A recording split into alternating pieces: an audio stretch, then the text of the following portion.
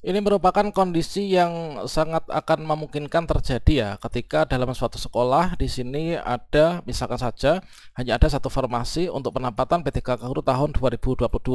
Selanjutnya di sini tentunya bagi yang tidak mendapatkan penempatan ini nanti memungkinkan juga dalam pembagian tugas guru dalam proses belajar mengajar ini di Dapodik dan juga bagian yang di print out ini nggak akan mendapatkan jam lagi. Nah, selanjutnya seperti yang kita ketahui bahwasannya di seleksi P3K Guru tahun 2023 nanti juga akan menggunakan data Dapodik sebagai data awal. Sama halnya dengan P3K Tenaga Kesehatan yang menggunakan data SIS di MK. Dan semua itu nanti akan masuk yaitu dilihat dari data profil bioniknya di Dapodik, kemudian status prioritasnya. Apakah kita itu adalah P1, P2, P3 maupun juga pelamar umum. So, juga dari status prioritas nanti akan terreferensi dengan NPSN, kemudian juga terdeteksi dari formasi yang tersinkron dengan data Kemenpan RB, kemudian juga akan terekam terkait tentang parameter turun ataupun juga naik status prioritas. Seperti yang kita ketahui kalau misalkan teman-teman kemarin ketika melakukan pendaftaran, di sana itu ada opsi ya, jika teman-teman itu masuk dalam kategori THK2 ini kita bisa naik prioritas. Kemudian dari yang awalnya pelamar umum ini asalkan kita memiliki masa kerja lebih dari 3 tahun itu kita bisa naik prioritas ya menjadi P3. Nah, selanjutnya di sini nanti tentunya data yang perlu kita jaga dan perbaiki ini adalah data NIK dan juga nomor KK ya. Yang mana di sini tentunya semua ini kita upayakan supaya nanti kita terbaca dengan baik pada Dapodik ini. Nah, selanjutnya kalau misalkan kita itu adalah dalam suatu sekolah misalkan ini misalkan ada P3, ini adalah ada P3. Ketika di sekolah kita di tahun 2002 ini kita hanya ada satu formasi, sehingga di sini untuk formasi yang hanya satu ini adalah sudah ditempati oleh P1. Kira-kira untuk nasib yang P3 ini kedepannya bagaimana? Nah, seperti yang kita ketahui dalam seleksi P3K Guru tahun 2022 untuk pelamar prioritas 1 itu langsung penempatan. Artinya kalau misalkan di sekolah sendiri ada formasi, maka P1 ini ditempatkan di sekolah sendiri. Kalau misalkan nggak ada formasi, tentunya nanti akan bisa ditarikkan dari formasi dari sekolah lain ya. Atau juga akan ditempatkan di sekolah lain yang mana di sekolah tersebut itu ada kelebihan formasi dibandingkan dengan guru induk yang ada di sana. Atau ditempatkan di sekolah lain yang benar-benar tidak ada guru induknya, namun di sana ada formasi yang tersedia, atau ditempatkan di sekolah lain yang di sana itu terjadi kekurangan guru, kemudian meskipun di sana nggak ada formasi, maka formasi bisa ditarik ke sana sehingga P1 ditempatkan di sana.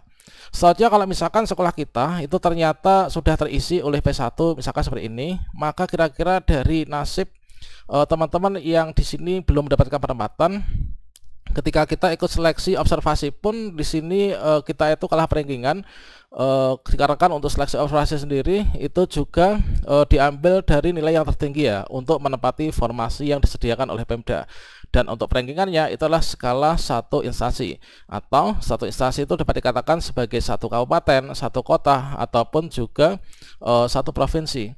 Nah, selanjutnya tentunya akan terjadi yaitu kita itu nggak dapat jam mengajar. Nah, kira-kira untuk persiapan di tahun 2023 nanti bagaimana jika kita tidak mendapatkan jam mengajar yang seperti ini? Dikarenakan di sini nanti kita harus memiliki jam mengajar dan juga dari aplikasi verbal ijazah di Dapodik kita itu harus sesuai dengan yang kita ajar ya. Artinya, misalkan di sini saya tuh ijazahnya yang terverbal di Dapodik dan juga Info GTK inilah pendidikan guru sekolah dasar. Sehingga di sini seharusnya idealnya ini adalah saya mengajar sebagai guru kelas ya, entah itu guru kelas 1, 2, 3, 4, 5 maupun juga guru kelas 6. Nggak bisa kita PGSD ini mengajar PJOK, PAI atau mungkin yang lainnya. Nah, seperti yang kita ketahui di sini, seperti di tahun 2022 kemarin bahwasanya ketika kita meskipun ijazah kita ini sudah terverbal ya, atau mungkin juga di sini kita sudah melakukan verbal ijazah dan juga sudah selesai. Kalau misalkan di data Dapodik kita ini tidak memiliki kelas, tidak memiliki beban kerja mengajar sesuai dengan persyaratan, maka di sini kita itu tidak bisa terbaca ya untuk data kita. Sehingga salah satu penyebab selain kita itu nggak bisa melanjutkan pendaftaran itulah seperti itu. Jadi dari keempat data yaitu data Dapodik, Info GTK itu adalah bisa terbaca di sini yang menentukan kita bisa melanjutkan pendaftaran. Nah, seperti yang telah disampaikan juga oleh Ibu Hasna ya, yaitu untuk nanti persiapan seleksi di tahun 2023 bahwasanya di sini diberikan bocoran, yaitu terkait tentang persiapan diri kita, persiapan diri Anda untuk perekrutan tahun 2023. Nah, di sini untuk teman-teman yang sudah P1, P2, P3, ini datanya sudah terkunci, maka di sini yang perlu kita perbaiki yaitu adalah di sini, teman-teman. Yaitu kita perbaiki data dapodik kita ya. Jika memang di sini kita itu ijazahnya ya, jika ijazah kita adalah S1 PGSD seperti ini, maka di sini kita harus menjadi wali kelas ya.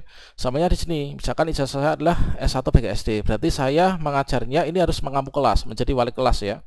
Yang menjadi wali kelas itu bukan hanya dalam keseharian kita saja, tapi juga harus terdaftar di Dapodik sebagai wali kelas seperti itu.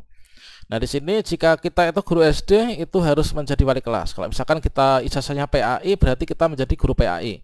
Ijazah PJOK juga PJOK, tidak dibolak-balik ya. Misalkan ijazah PAI kita ngajar guru kelas, kemudian ijazah guru kelas ngajar PAI itu olahraga.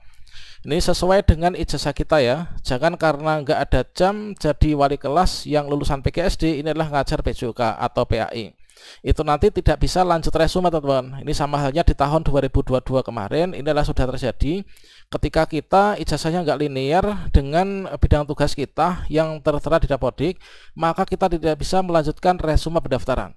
Nah, kalau misalkan kita nggak melanjutkan resume pendaftaran, bagaimana? Nah, resume pendaftaran itu ibaratkan portal pendaftaran yang menentukan kita itu dinyatakan sebagai peserta yang ikut seleksi PTKK Guru.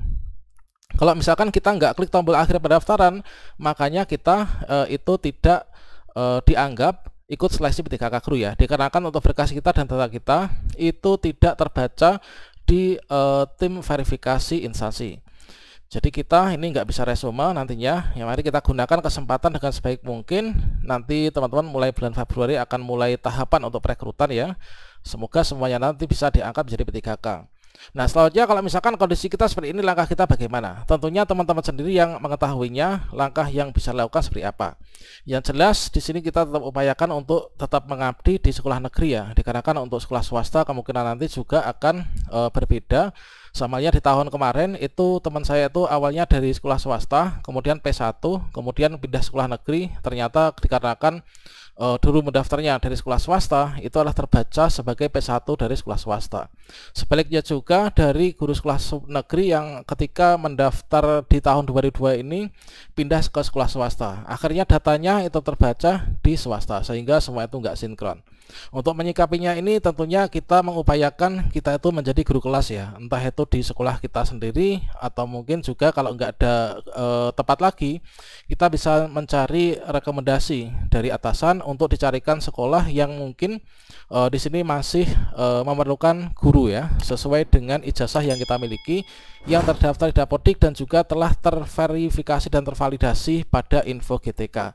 Demikian, semoga bermanfaat. Wassalamualaikum warahmatullahi wabarakatuh.